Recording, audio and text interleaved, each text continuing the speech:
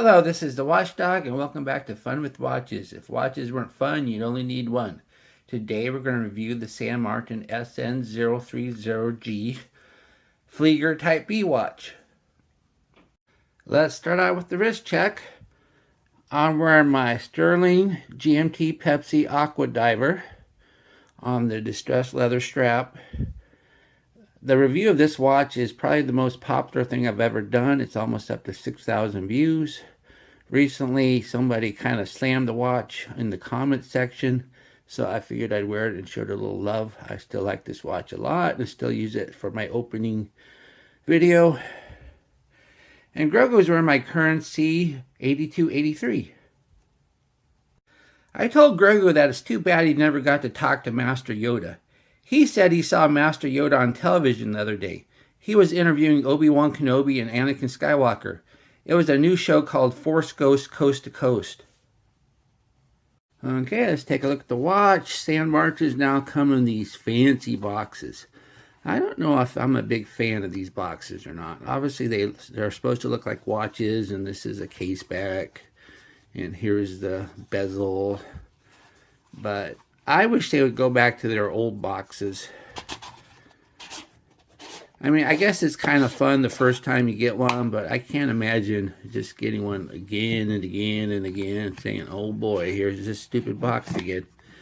In fact, when I did my unboxing video, I didn't even know you could take out this middle and you take out this middle here, and then you get the warranty card and instructions and everything, plus these little sizing tools on the bottom. So that was kind of confusing at first. So let's go ahead and put this box away. And once again, this is going to make it a real pain to ship when I sell this watch when I'm done. Once again, I am self-funded, so I can't afford to keep all the watches I review. I have to sell them so I can buy more watches to do more reviews. Here's the watch. As you can see, this is a Flieger Type B watch. And it's a nice looking watch. I'm not going to go into the history of the Flieger Type B watch. There are plenty of resources online. Suffice to say, it has an inner hour ring and an outer minute ring. Then it is easier to just call it a Flieger Type B, even though it doesn't have the oversized case and crown and a few other discrepancies. San Martin is a step above the usual class of watch that I review on this channel. This just happens to be one of the most affordable San Martins on AliExpress, which helps explain its appearance on my channel. For an additional $28, it also comes on a metal bracelet. Normally, I always say get the bracelet because it's easier to get an additional strap than bracelet. However, this time I chose the leather strap due to the historical accuracy. Or did I? If you want to buy a San Martin due to its name, this might not be the choice for you, as the San Martin name is nowhere to be found. In fact, if it wasn't for the logo on the crown, then there would be no way to verify that this is a San Martin. The watch is 37.8 millimeters if you measure at the bezel, 39 millimeters at the case. It is 48.3 millimeters lug to lug, 12.2 millimeters thick, has a 20 millimeter lug width, and weighs 80 grams on the supplied leather strap. The bezel is a plain brush bezel with a steep slope and no decoration, no fluting or anything like that. The dial is a flat black with no sunburst effect. Everything on the dial is painted on lume. We have the numbered inner hour ring, and then the baton indices with large minute counters. The 12 o'clock is the traditional arrow of a Type B Flieger watch. The hands are fully lumed lozenge hands. Then we have a thin second hand that looks like it is lumed, but it isn't. Powering the watch is the YN55A. After so many NH35s, it's kind of fun to have something different. This is a 3 Hz movement that hand winds and hacks. Here it is on the time grapher. As you can see, those are some pretty good numbers. The amplitude's kind of low, and there is a beat error, but it's only losing 2 seconds right now, which is pretty good numbers. So let's go ahead and change the position and see if that affects anything. And it looks like that does not affect anything at all, so that's good. It's a consistent movement. Let's move it one more time. And so yeah, those are some pretty good numbers. So the movement's good. This is the first YN55A I've ever had, and so far I'm pleased with it. The sign screw down crown helps with 200 meters of water resistance. And this is the only thing indicating that this is a San Martin. There is no other writing at all on this watch. So most Fliegers for some reason have 200 meters water resistance, even though they are not dive watches. Maybe it's supposed to be if you crash your plane in the ocean, you don't have to worry about your watch getting damaged.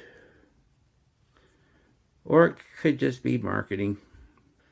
The crown pops pretty good when you unscrew it. You can tell when it's unscrewed easily.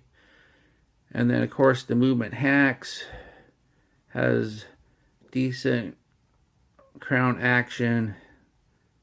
The minute hand doesn't shift or anything when you push it back in.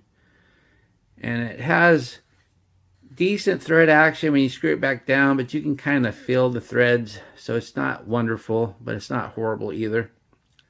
The crystal is a flat sapphire with AR coating. As you can see right through it really easily, and it's good. It's a good crystal. The case is solid stainless steel and brushed everywhere. It looks really nice. It's got really good brushwork. And the lugs too are brushed, but the lugs, surprisingly enough, are very sharp. Rub your thumb here and your thumb there, or right here. Man, you can really feel the edges. I mean, it feels so sharp, you feel like you could actually cut yourself on this if you did it hard enough. The case back is a screw down case back with absolutely no markings. And it too is kind of sharp. This little inner ring, when you rub your thumb against it, you can really feel the sharpness. Not near as bad as the lugs, but it's just surprising. The leather strap has quick release. Most Flieger straps have two rivets holding the ends together, but these straps are one piece and they are stitched together. And they're stitched together all the way to the end. Usually when you get a leather strap, it's folded over and then you have a much cheaper inner strap, but this is the same piece. This is really good quality leather and feels quite substantial. The white stitching provides a good contrast. There is one fixed keeper and one floating keeper. You won't need both keepers because unfortunately the strap is a little short. If I was going to keep this watch, I would cut the other keeper off. The buckle is unsigned. And it has a little polished bevel here. This is the only polishing on this watch. Of course, if you're going to get this watch, get a deployment clasp because it will just save this nice strap for a lot longer. You'll need an 18mm if you do order a deployment clasp. Here is the watch on my 7.5-inch wrist. It looks really nice. But once again, look at that strap. Usually when it comes to a buckle strap, my notch is usually right in the middle. But here you can see I only have one notch left, and I have a 7.5-inch wrist. So if your wrist is much bigger than 7.5, you're going to have a hard time with this strap.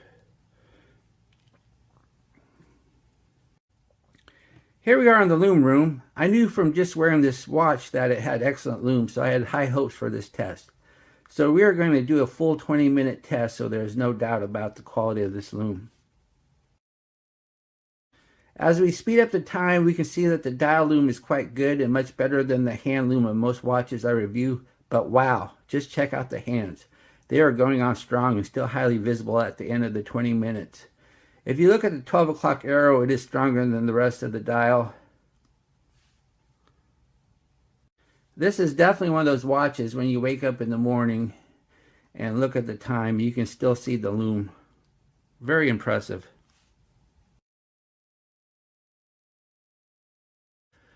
What do I like about this watch? Well, it has awesome loom. And it's fun to have a Japanese movement that is not an NH35 or 8215. And this leather strap is really high quality with quick release. What are my gripes and groans? Sharp edges on the lugs and caseback. The strap is too short for bigger wrists. Sure, you can buy another leather strap of similar appearance for $10 to $20, but it is not going to be as nice as this strap, which is a shame. All they had to do is add a 1/4 inch on each side and it would have been fine.